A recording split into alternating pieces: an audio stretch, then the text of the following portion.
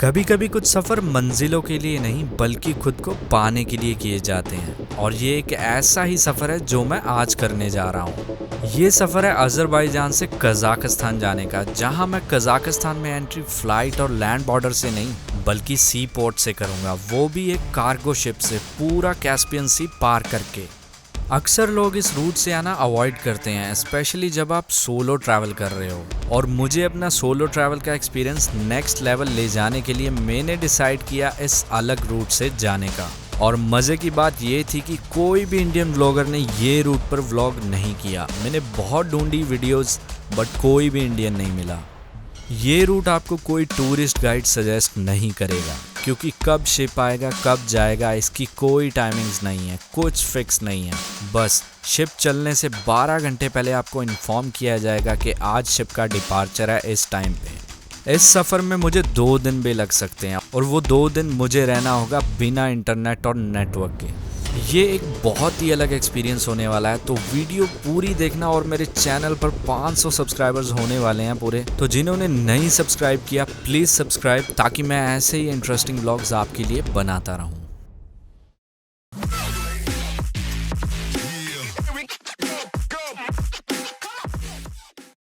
अभी मैं निकल चुका हूँ बाकू के इंटरनेशनल सी पोर्ट जाने के लिए, और ये मेरे हॉस्टल से अप्रॉक्स 70 किलोमीटर्स है। ये रहे मेरे टैक्सी वाले भैया, जिन्होंने कार्ड एक्सेप्ट करने से मना कर दिया था बोल्ट ऐप से, बट मना लिया मैंने, और ये अभी एग्री हो गया मेरे साथ चलने के लिए। तो जो मैं आज सफ़र करने जा रहा हूँ अज़रबैजान से कज़ाकिस्तान कार्गो शिप में, इस शिप की पैसेंजर टिकट मैंने परचेज की है $70 में, जिसमें मेरा दिन के 3 टाइम्स का मील और रूम इंक्लूडेड है। और शिप कंपनी के स्टाफ ने मुझे 12 घंटे पहले इन्फॉर्म कर दिया था कि ये शिप का आज शाम 6 बजे डिपार्चर है। और फाइनली मैं पहुंच गया हूं बाकू के सी पोर्ट एंट्रेंस गेट पर। यहाँ ज़्यादातर कार्गो शिप्स में ट्रक्स और व्हीकल ही ट्रांसपोर्ट किए जाते हैं, इसीलिए ट्रक की चेकिंग हो रही है शिप में लोडिंग से पहले। यहाँ आसपास ATM थे और टिकट ऑफिस है। ये एक सेंसिटिव एरिया होने के कारण यहाँ काफ़ी जगह शूटिंग अलाउड नहीं है।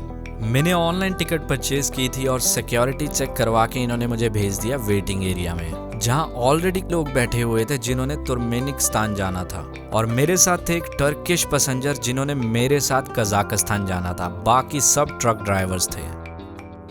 रात के 10 बज चुके हैं और अभी तक शिप का कुछ अता पता नहीं है। एक्चुअली उन्होंने पहले ही कहा था कि शिप की कोई एग्जैक्ट टाइमिंग्स नहीं है, सो इसीलिए मैं भी उन्हें कुछ कह नहीं सकता अभी। और इवन कि यहाँ पे खाने पीने के लिए भी कुछ नहीं है। जो शॉप है साथ में वो कहते कैश लगेगा, सो कैश मेरे पास है नहीं। कार्ड वो लोग एक्सेप्ट कर नहीं रहे। लैंग्वेज किसी को यहाँ आती नहीं इंग्लिश। दिक्कतें तो बहुत है, पर चैलेंजेस जब तक ना आए क्या फायदा ऐसी जर्नी का। लेट्स गो, देखते हैं आगे क्या होता है।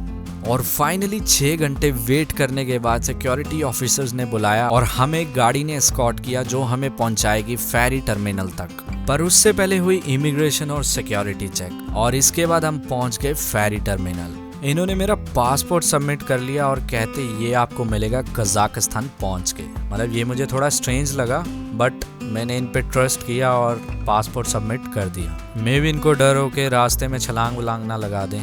ये है कार्गो शिप जिससे मैं जाऊंगा कज़ाकिस्तान। और फिर इन्होंने मुझे भेज दिया शिप के अंदर। रात और एग्जॉस्टेड होने के कारण मैं कुछ खास शूट नहीं कर पाया, और जो इन्होंने मुझे रूम दिया था मैं वहां सो गया। पर मुझे नहीं पता था कि सुबह होते ही मुझे इतना बढ़िया नज़ारा देखने को मिलेगा। सीरियसली जो मैंने एक्सपेक्ट करा था उससे काफ़ी बढ़िया ये नज़ारा था। सुबह सुबह समुंदर की लहरों के शोर में अलग सी शांति थी, और मैं काफ़ी देर रूम की विंडो के आगे बैठा रहा और इस व्यू को एंजॉय किया। अब दिखाता हूँ आपको अपना रूम, और इसके बाद बाहर जाके करवाऊँगा पूरे शिप का टूर। तो ये है जी अपना रूम नंबर 21। रूम खोलते ही यहाँ 4 अलमीराज हैं। अगर बाय चांस शिप डूब जाए तो उसके लिए हैं कुछ सेफ्टी इंस्ट्रक्शन। ये आ गया wash basin, but toilet attach नहीं है रूम के साथ, वो कॉमन है। इस छोटे से रूम में 4 लोग रह सकते हैं। 2 बेड नीचे हैं और ये 2 बेड्स ऊपर से खुल जाते हैं। वैसे यहाँ पर 2 या 4 लोगों को शेयरिंग में रूम दिए जाते हैं, पर मैंने स्टाफ से रिक्वेस्ट की और इन्होंने मुझे मेरा प्राइवेट रूम दे दिया। और ये रहा बहुत ही खूबसूरत व्यू जिसने $70 वसूल करवा दिए। यहाँ ऊपर लगा है हीटर और ये 24 घंटे चलता ही रहता है और ठंड बहुत है यहाँ, बट ये हीटर बहुत ही ज़्यादा गर्म कर देता है और इसका रेगुलेटर भी कुछ काम नहीं करता। ये थोड़ा सा ड्रॉबैक है। और साथ में है 2 सॉकेट्स जहाँ से मैं अपना फ़ोन और लैपटॉप चार्ज कर सकता हूँ। और ये बेडशीट और पिलो इन्होंने मुझे दिया था। मुझे 7-8 घंटे हो चुके हैं शिप में और बिना नेटवर्क और इंटरनेट के थोड़ा मुश्किल तो लग रहा है, बट डिटॉक्स करना भी ज़रूरी है। मैंने ऑफलाइन मैप्स डाउनलोड किया हुआ था, सो मैं ट्रैक कर पा रहा हूँ कि मैं कहाँ हूँ। हम यहाँ से निकले थे बाकू से और हमने जाना है क्यूरिक पोर्ट ऑफ कजाकिस्तान। अभी मैं आया हूँ लंच करने। ये रही इनकी किचन के बाहर इन्होंने फूड की टाइमिंग्स लिखी हुई थी। यहाँ लोग ज़्यादा रशियन लैंग्वेज बोलते हैं और इन लोगों को इंग्लिश बिल्कुल नहीं आती या बहुत कम आती है, और इसीलिए मैंने गूगल ट्रांसलेट पर ऑफलाइन लैंग्वेज पहले ही डाउनलोड कर ली थी और इनको बताया मुझे कुछ वेजिटेरियन चाहिए, नहीं तो इन्होंने पहले मुझे कुछ अजीब सा राइस के साथ नॉन वेज दे दिया था। पर बाद में समझाने के बाद मिल गए दाल rice. Not so Indian style, but हाँ पेट भरने के लिए ठीक है। यहाँ बुफे सिस्टम है, जितना मर्जी खाओ बट स्पेसिफिक टाइमिंग्स में। और ये लोग फैंटा और कोका कोला तो हर मील के साथ देते हैं। ये है यहाँ का कॉमन एरिया। अब बाहर जाके यहाँ से करवाता हूँ आपको पूरे शिप का टूर।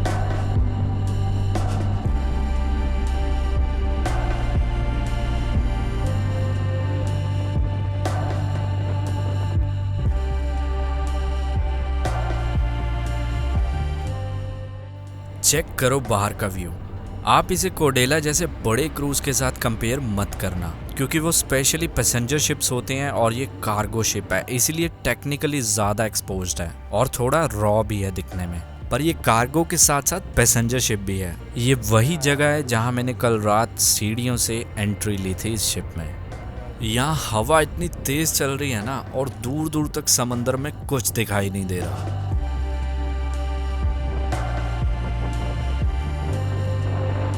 इस शिप में टोटल 3 या 4 फ्लोर्स हैं और अभी मैं हूँ टॉप फ्लोर पर। यह है लाइफ बोट। अगर बाय चांस शिप डूब जाता है किसी कारण से तो इसका यूज़ करके हमें रेस्क्यू किया जाएगा। मेरे बिल्कुल सामने है मास्टर स्टेशन जहाँ से ये शिप ऑपरेट होता है, और मेरी बहुत इच्छा है कि मैं कैप्टन रूम एक बार देखूँ। अभी मैं जा रहा हूँ अंदर, देखते हैं वो अलाउ करते हैं या नहीं करते हैं। सिर्फ जहाज़ों में घूमने से घर नहीं चलते मित्र, ऐड भी करनी पड़ती है। तो अगर आप में से कोई जर्मनी सेटल होना चाहता है और आपका बजट कम है, तो अब्रॉडीज आपके लिए लाया है आउसबिल्डिंग प्रोग्राम, जिसमें आप नर्सिंग, लॉजिस्टिक, कंस्ट्रक्शन, हॉस्पिटैलिटी जैसे कई और प्रोग्राम्स में एनरोल कर सकते हो। और सबसे बेस्ट बात, पहले दिन से ही 900 से 1100 यूरोस पर मंथ का स्टाइपेंड आपको मिलना स्टार्ट हो जाता है। बस कंडीशन ये है कि आपको जर्मन आनी चाहिए, आपकी एज होनी चाहिए 18 to 29 ईयर्स और आप +2 पास होने चाहिए। तो वेट किसकी कर रहे हो? फोन उठाओ और इस नंबर पे कॉल करो और अपनी ऑनलाइन कंसल्टेशन बुक करो। अगर मेरा रेफरेंस दोगे तो हो सकता है कुछ डिस्काउंट मिल जाए। और इंस्टाग्राम पे अब्रॉड इसको फॉलो जरूर कर लेना, और मुझे भी।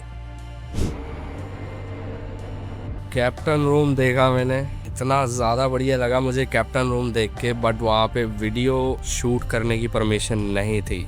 बट जो देख के जो मेमोरेबल मोमेंट्स बने, वो एक्सपीरियंस बहुत ही ज़्यादा बढ़िया रहा। ये शिप इतना ज़्यादा बड़ा शिप है ना, मुझे 20 से 25 मिनट लग गए कैप्टन का रूम ढूंढते ढूंढते। वहाँ पे लिखा हुआ था कि बाहर मास्टर स्टेशन, बट मिल नहीं रहा था। फाइनली उसके बाद मिल गया। वहाँ पे स्पेशली लिखा हुआ था रिस्ट्रिक्टेड एरिया, बट वहाँ से कोई बाहर आया तो मैंने उन्हें रिक्वेस्ट करी। मैंने कहा कि मेरी बचपन से इच्छा थी ऐसे ही चीज़ें देखने की, एक्सपीरियंस करने की, कहना है सी। सो उन्होंने मुझे परमिशन दे दी। 10 से 15 मिनट मैंने उस जगह पे बिताए और बहुत बढ़िया एक्सपीरियंस रहा। तो जो मेन कैप्टन था वो तो सो रहे थे, बट वहाँ पे चीफ़ ऑफिसर, चीफ़ इंजीनियर, सभी लोगों के साथ मेरी इंट्रोडक्शन हुई अच्छे से। हालांकि वो लोग भी इंग्लिश बहुत कम जानते थे और मेरे पास गूगल ट्रांसलेट भी था, सो कोई प्रॉब्लम आई नहीं। बेसिकली उन्होंने मुझे ये भी दी, और इवन कि उन्होंने मुझे चाय कॉफ़ी के बारे में भी पूछा, बट चाय कॉफ़ी पीने का मन नहीं था। सो वहाँ पे थोड़ी टेक्निकल चीज़ें देखी, उनसे पूछा। जो बचपन में हम सोचते हैं कि इतना बड़ा शिप ये कैसे काम कर रहा हो।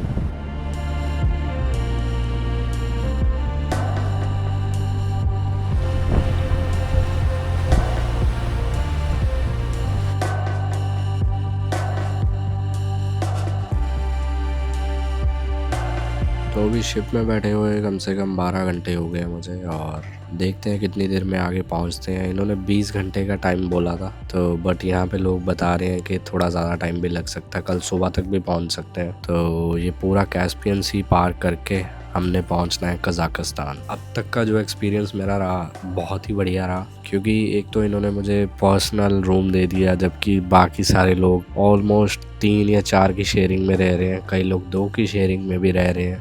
धीरे धीरे दिन ढलने लगा और मैं कजाकिस्तान के और करीब पहुंच गया। मैं चाहता तो फ्लाइट से भी आ सकता था, जबकि खर्चा दोनों का सेम था, बट ये एक्सपीरियंस मुझे फ्लाइट में नहीं मिल पाता।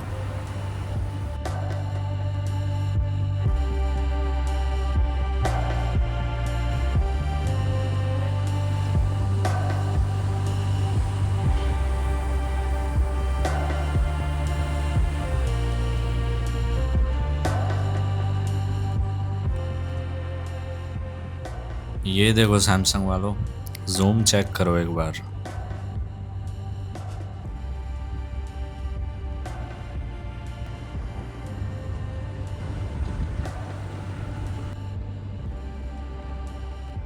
पिछले 23 सालों से हम इन जहाज़ों के जरिए सफर कर रहे हैं। हमने एक ट्रक ड्राइवर के तौर पर अंतर्राष्ट्रीय परिवहन का काम किया है। मेरी उम्र 46 साल है। 23 सालों से हम तुर्की से कजाकिस्तान तक माल ढो रहे हैं। हमारी जिंदगी, हमारी जवानी, हमारे अच्छे दिन, सब कुछ इन रास्तों पर ही गुजर गया। और ये हैं मेरे बेहद प्यारे और सम्माननीय बड़े भाई। ये भी मेरी ही तरह एक अंतर्राष्ट्रीय ट्रक ड्राइवर हैं। पिछले 24-25 सालों से इन्होंने भी तुर्की से एशियाई देशों तक माल पहुंचाया है। हम दिल से धन्यवाद देते हैं। Çok teşekkür ederiz. Saygılarla. Welcome Hindistan. Welcome. Çok teşekkür ederiz. Thank you. Teşekkürler. Welcome. इस पूरे शिप में सिर्फ मैं ही एक इंडियन हूँ यहाँ पे, और कोई यहाँ पे इंडियन नहीं है। कैप्टन रूम भी देख लिया, सारा कुछ हो गया, अभी सनसेट होने वाला है। कैप्टन ने बताया कि 6 घंटे और रह गए कजाकिस्तान पहुँचने में, और ये मेरे सामने बहुत ही खूबसूरत नज़ारा सनसेट का।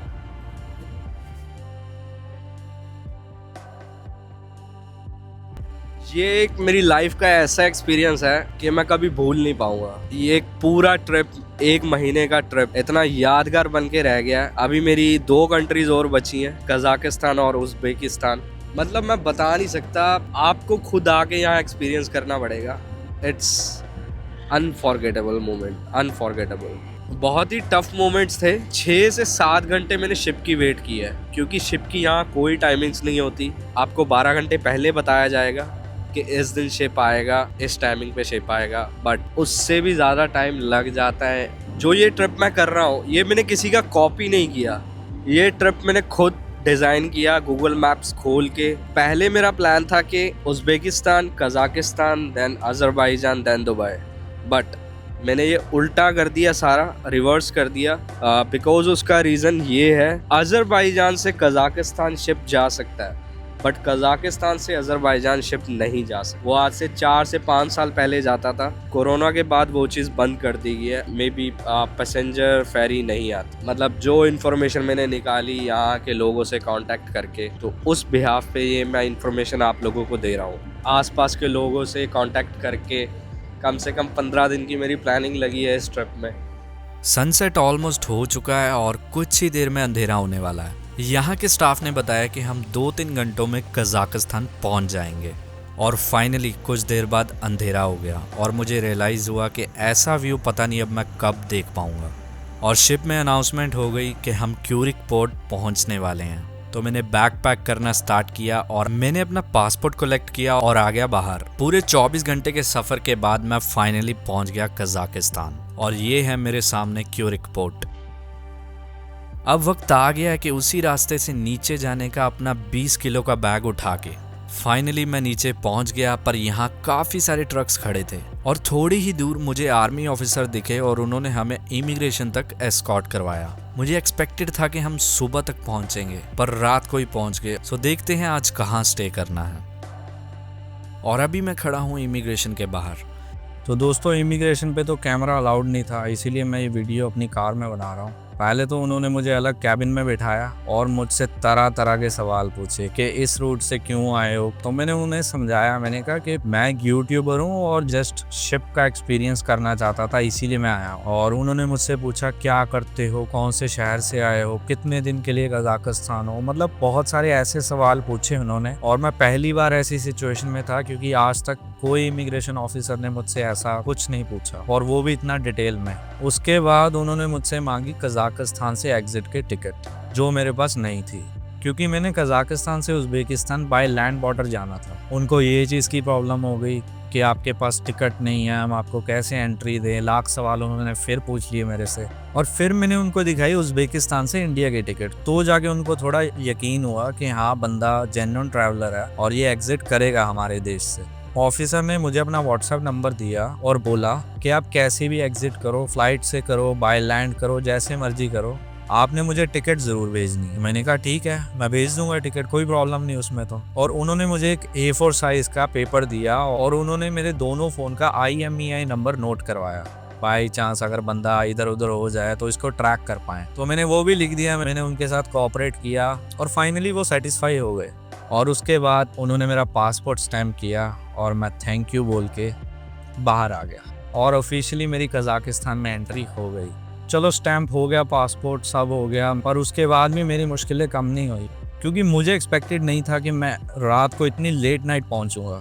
मैंने जाना था मेन सिटी अक्टाऊ, जो यहाँ से 70 किलोमीटर दूर था, पर रात के टाइम मुझे वहाँ से कोई भी टैक्सी, कोई भी पब्लिक ट्रांसपोर्ट कुछ भी नहीं मिला क्योंकि ये काफ़ी रिस्ट्रिक्टेड एरिया था। बाहर जाके भी मैंने देखा बट कुछ भी नहीं मिला। फिर सी पोर्ट में ही एक होटल था, तो मैंने सोचा चलो आज की रात मैं होटल में निकाल लूँगा। और पर जब मैं होटल पहुँचा और मुझे पता चला कि होटल में एक भी रूम खाली नहीं था, और फिर मजबूरन मुझे रिसेप्शन पे अपनी सारी रात निकालनी पड़ी क्योंकि मेरे पास कोई और रास्ता ही नहीं था और सबसे सेफ स्पॉट वही था।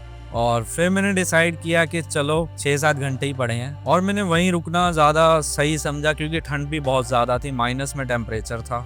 वहाँ रिसेप्शन में बढ़िया हीटर वगैरह लगा हुआ था। फिर उसके बाद 7-8 बजते ही मैं होटल से निकल गया। मतलब इतने चैलेंजेस आए अज़रबैजान से कज़ाकिस्तान पहुँचने के लिए, सिर्फ एक न्यू एक्सपीरियंस के लिए, पर आखिरकार मैं पहुँच गया। और फिर मुझे मिले ये लोगों में से कोई जॉर्जिया का था, कोई कज़ाकिस्तान, कोई अज़रबैजान। तो इन्होंने मुझे टैक्सी अरेंज करवा के दी अक्टाऊ के लिए। इन्होंने मुझे खाने के लिए भी पूछा पर पता नहीं ये लोग क्या ही खा रहे थे और मैंने मना कर दिया। फिर इन्होंने मुझे ऑरेंज दे दिया और ऐसे ही कुछ नए दोस्त बना के मैंने क्यूरिक पोर्ट को किया अलविदा और मैं टैक्सी से चल दिया अक्टाऊ। और इसके बाद मैं जाऊँगा अक्टाऊ से अलमाटी। इस ट्रिप को लेकर अगर आपको कोई भी क्वेश्चन है तो आप मुझे इंस्टाग्राम पे DM कर सकते हो। मैं आपको सारी इन्फॉर्मेशन भेज दूंगा कि कैसे शिप के टिकट बुक करनी है, कैसे पहुंचना है और स्टाफ के कॉन्टैक्ट नंबर भी दे दूंगा। बट DM करने से पहले फॉलो ज़रूर कर लेना। मिलते हैं अब अगले व्लॉग में। अगर आपको वीडियो बढ़िया लगी तो लाइक करके चैनल को सब्सक्राइब ज़रूर कर देना और कॉमेंट में बताना आपको व्लॉग कैसा लगा।